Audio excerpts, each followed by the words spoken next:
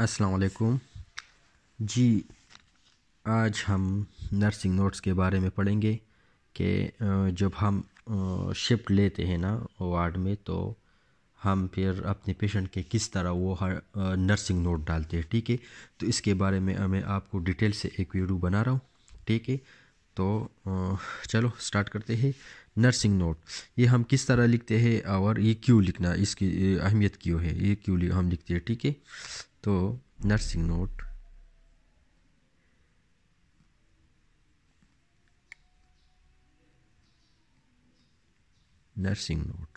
आपको इस तरह पेज भी जो फाइल होते हैं पेशेंट की, इसमें इस तरह पेज एक अवेलेबल होते हैं जिस पे लिखा होता है कि नर्सिंग नोट्स। इसमें फिर आप अपने शिफ्ट हो, आपका जो शिफ्ट हो, इसमें आप क्या करते हो, उसमें वो डालते हो अपने नोट्स। तो इस नोट्स को किस तरह लिखना है, इसको आप आज हम सीखेंगे। ठीक है, तो इसके लिए सिंपल ट्रिक हम यूज़ करते हैं कि किस तरह आप सीक्वेंस वाइज नर्सिंग नोट को लिख सकते हो। तो इसके लिए सिंपल ट्रिक है, ये simple formula A to G, ये आपको याद करना होगा। ठीक है, A to G ये क्या है, ए से लेकर जी तक हम ये अल्फ़ाबेट यूज़ करके आगे जाते हैं। तो एस पर ईयरवे।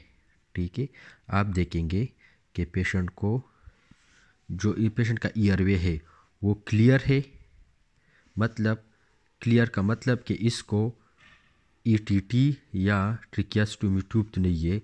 तो अगर ईयरवे क्लियर है तो फिर आपको कुछ लिखने की ज़रूरत नहीं होगी। ईयरवे क्लियर है मतलब कुछ भी नहीं है। हाँ, अगर पेशेंट वेंटिलेटर पे है, इसको ईटीटी है, तो फिर आप लिखेंगे कि पेशेंट ऑन ट्रिकियास्टोमी ट्यूब और एंडोट्रिकल ट्यूब। ठीक है, क्योंकि पेशेंट जब वेंट पे होते हैं तो ईटीटी ज़रूर इसको लगी होती है। ठीक है, और ट्रिकियास्टोमी ट्यूब। ठीक है, ये ईयरवे में आते हैं। फिर ए के बाद बी। ठीक है, अभी आप बी स्टैंड पर ब्रीथिंग, आप ये लिखेंगे कि पेशेंट ब्रीथिंग किस तरह कर रहा है, स्पॉन्टेनियसली कर रहा है।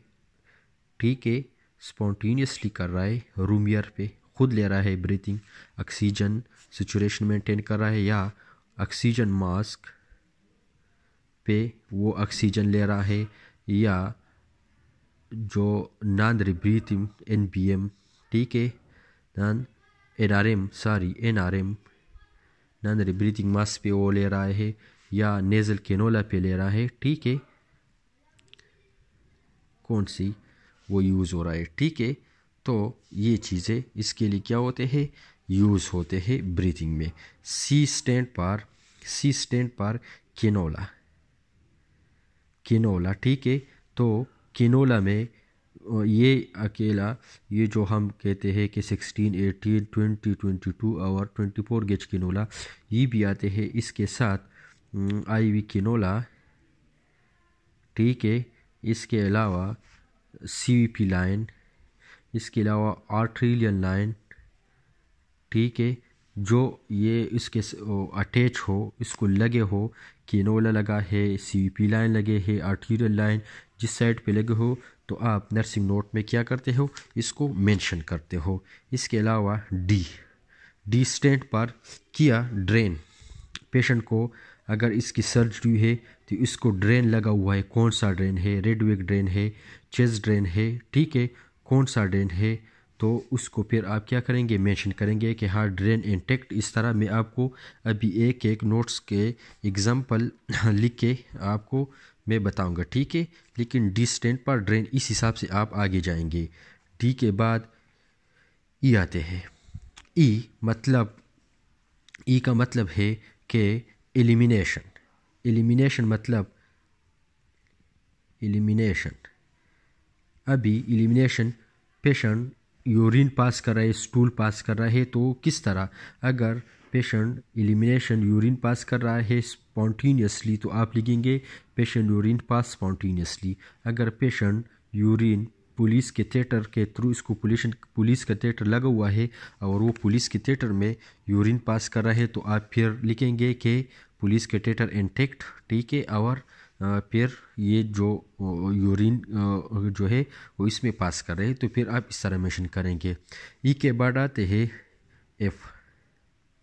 F stand for feeding.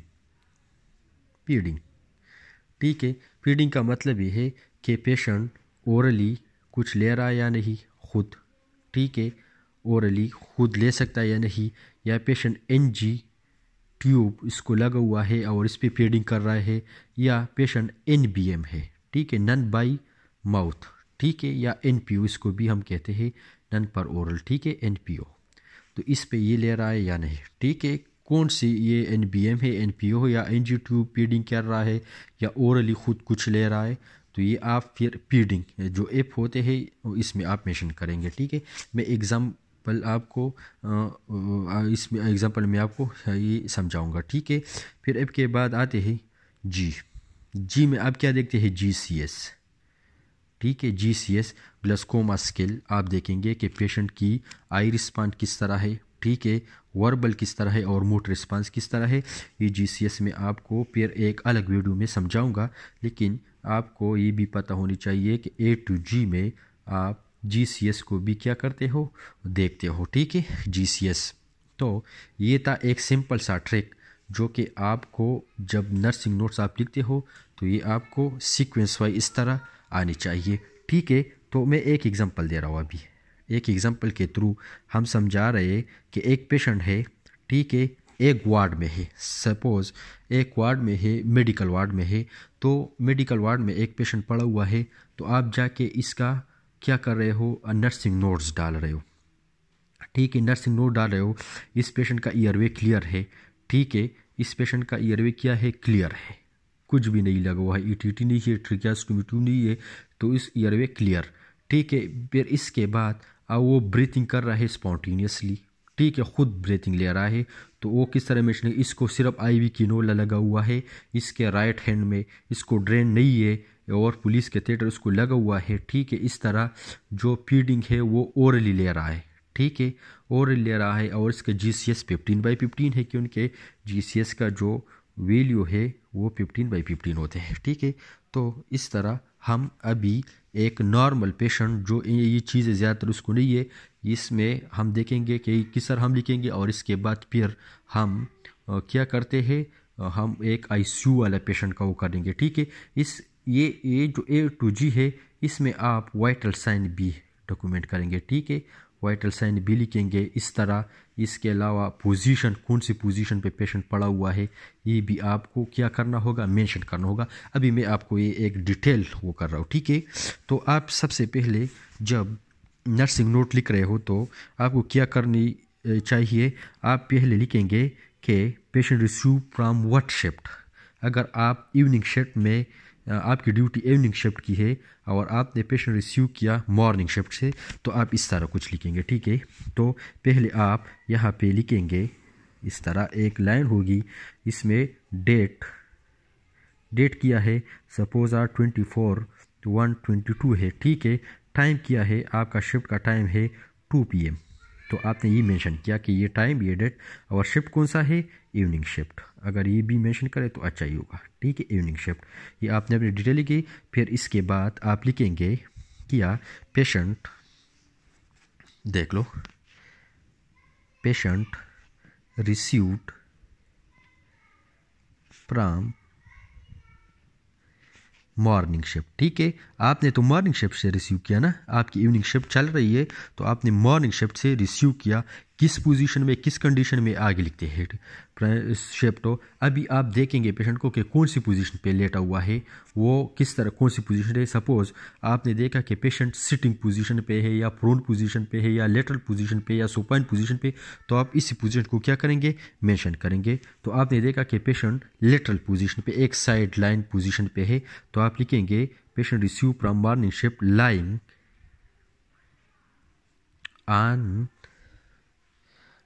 on bed in suppose supine position, ठीक है, सुपाइन पोजीशन, आप तो सुपाइन पोजीशन जानते होंगे, ठीक है।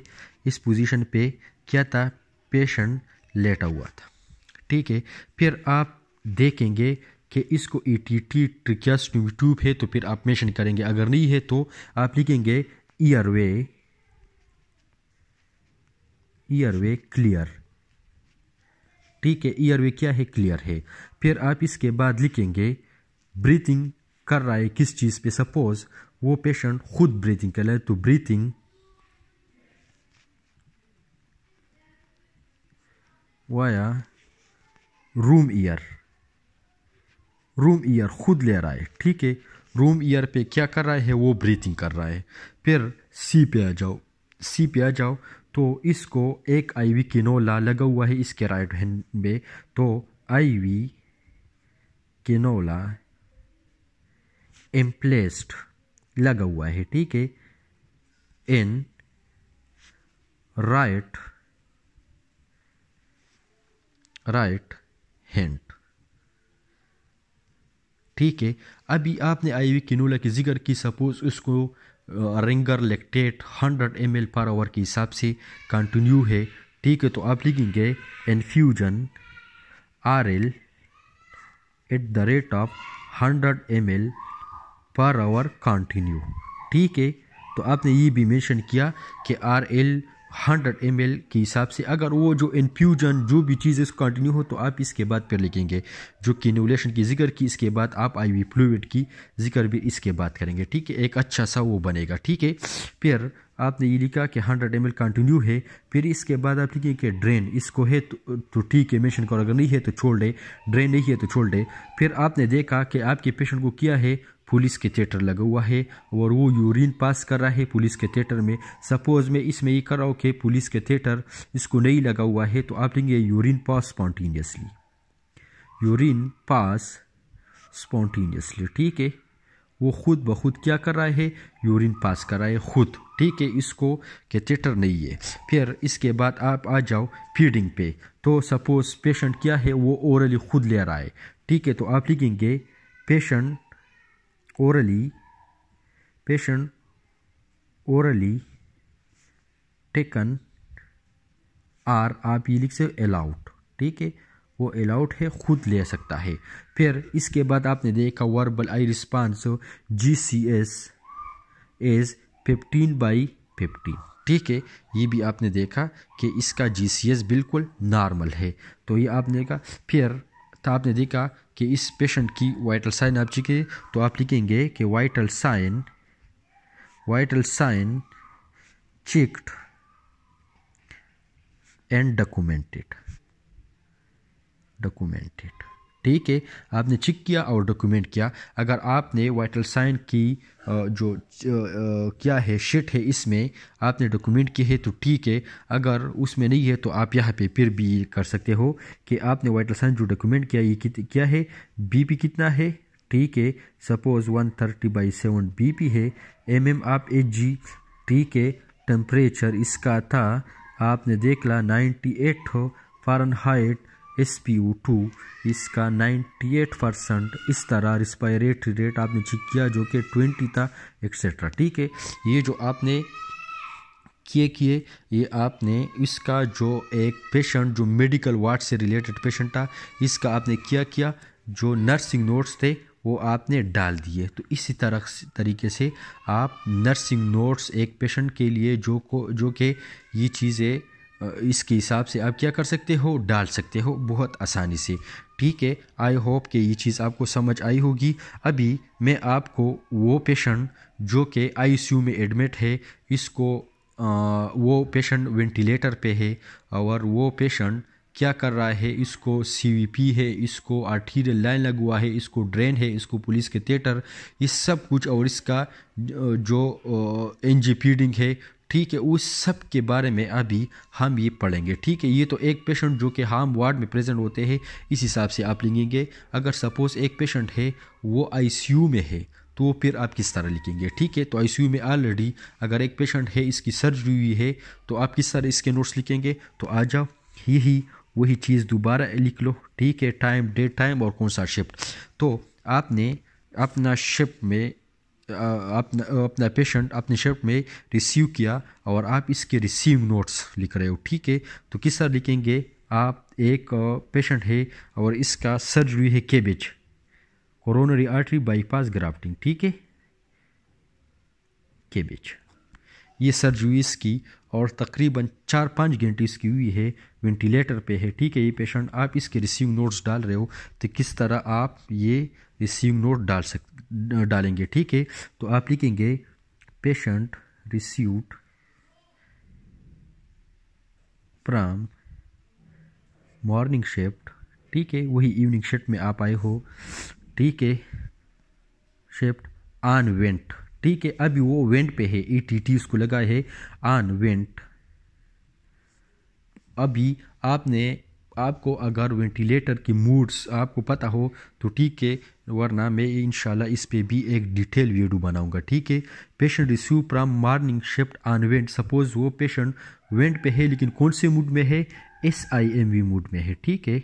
सपोज SIMV मोड होते हैं, SS कंट्रोल होते हैं, स्पॉन्टेनियस मोड होते हैं, लेकिन आपने देखा वेंटिलेटर पे कि वो पेशेंट क्या है, SIMV मूड पे है, तो फिर आपने वो मूड मेंशन की। और मूड के जो फर्दर पैरामीटर है FiO2, ठीक है, कितने %, सपोज 50 है, आपने देखा कि रिस्पायरेटरी रेट इसका 16 था, आपने देखा कि IE रेशो इसकी 1:2 थी, ये मेंशन करेंगे। इस तरह आपने देखा कि पीप 5 था, ठीक है, 5 था। इस तरह टाइडल वॉल्यूम इसका था 480 ml, ठीक है। इस तरह आपने क्या किया, ये पैरामीटर भी वो आपने लिखी कि मैंने अपना पेशेंट रिसीव किया मॉर्निंग शिफ्ट से और वो वेंट पे था, SIMV मूड पे, ये FiO2 था। इस तरह आपने ये सब कुछ किया कि लिख लिए है। और ETT साइज किया था सपोज 7.5 था, ठीक है।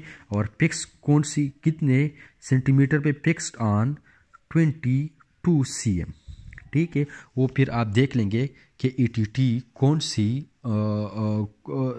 कितने सेंटीमीटर पे फिक्स्ड है और कितने साइज का है, ठीक है। ये भी आप क्या करेंगे, लिख लेंगे। तो ये बात हो गई ERV की, समझ आ गई। अभी ब्रीथिंग तो ऑलरेडी वो वेंटिलेटर पर कर रहा है, तो इसमें फिर आप क्या करेंगे, इसको मिस करेंगे, ठीक है। ये क्या करेंगे, फिर आप मिस करेंगे क्योंकि फिर बी की ज़रूरत नहीं है, ठीक है। फिर आप आ जाए सी पे canola.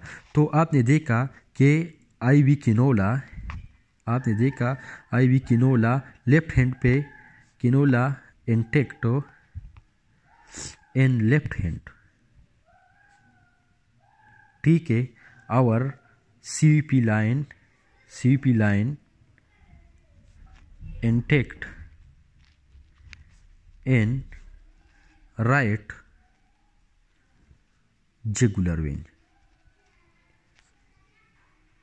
arterial line intact in left radial artery, ठीक है। इस तरह आप क्या करेंगे, इसको लिखेंगे, ठीक है, कि इसको जुगुलर वेन में CVP लाइन था, right radial artery, left radial artery में इसको आर्टीरियल लाइन था, और इस तरह IV केनोला भी इसको एम्प्लेस था। फिर आप लिखेंगे इसको, जब ICU वाले पेशेंट होते हैं तो इसको तो जो सपोर्ट है वो कंटिन्यू होते हैं, फ्लूइड भी कंटिन्यू होती है। तो आप इसमें फिर लिखेंगे इस तरह एक ब्रिकेट में इन्फ्यूजन नॉर एड्रेनलिन कितना continue at the rate of, इस तरह 5 ml लिख लो, ठीक है। जितने भी वो कंटिन्यू है, इस तरह इन्फ्यूजन और जो चीज़ें है इसको कंटिन्यू है, वो आप एक ब्रिकेट में इस तरह मेंशन करेंगे, ठीक है, कि ये चीज़ें इसको क्या थी, कंटिन्यू थी। फिर इसके बाद आ जाओ ड्रेन पे। ड्रेन, टू ड्रेन, सपोज एक पेशेंट है केबेज वाले है, तो इसको 2 ड्रेन, इसको क्या है, इंटेक्ट है। एक प्लूरल ड्रेन होते हैं और एक होते हैं पेरिकार्डियल ड्रेन, ठीक है। तो ये 2 ड्रेन इंटेक्ट है, 2 ड्रेन इस तरह लिख लो कि प्लूरल प्लस पेरिकार्डियल,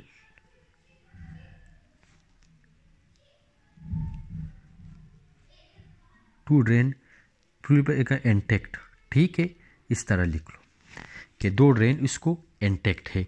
फिर यूरिन पास वाया एक कैथेटर, इसको कैथेटर भी लगा हुआ है। ठीक है, समझ आ रही बात। फिर इसके बाद elimination feeding NG tube intact, और जो फीडिंग ले रहा है तो वो भी इसमें मेंशन करो।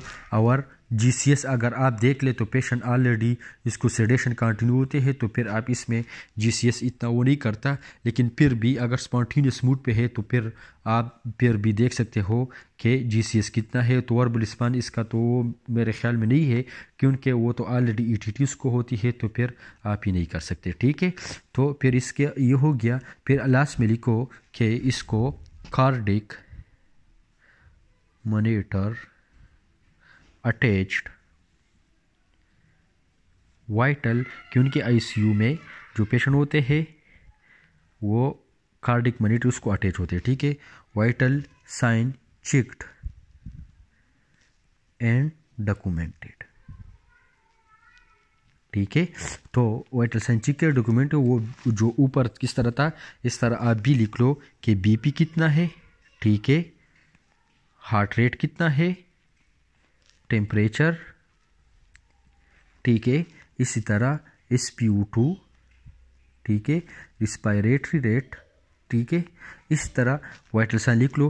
पर फिर इसके बाद आपको अपना नेम, ठीक है, और फिर साइन ये एंड में ज़रूर करनी है। ठीक है, तो इस हिसाब से आपका एक कंप्लीट क्या बनेगा, नर्सिंग नोट्स बनेगा, जो आप अपने शिफ्ट में लिख रहे हो एक पेशेंट की, जो जिस कंडीशन में आपने पेशेंट को रिसीव किया है, तो आप इसी तरीके से आप पेशेंट की नोट्स लिख सकते हो। ठीक है, तो आई होप कि ये आप लोगों के लिए बहुत हेल्पफुल होगा।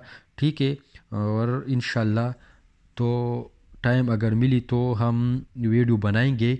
ये नर्सिंग टेक ओवर था। ठीक है, टेक ओवर जो आपने लिया है एक पेशेंट किस कंडीशन में, ये आपने टेक ओवर लिखा है।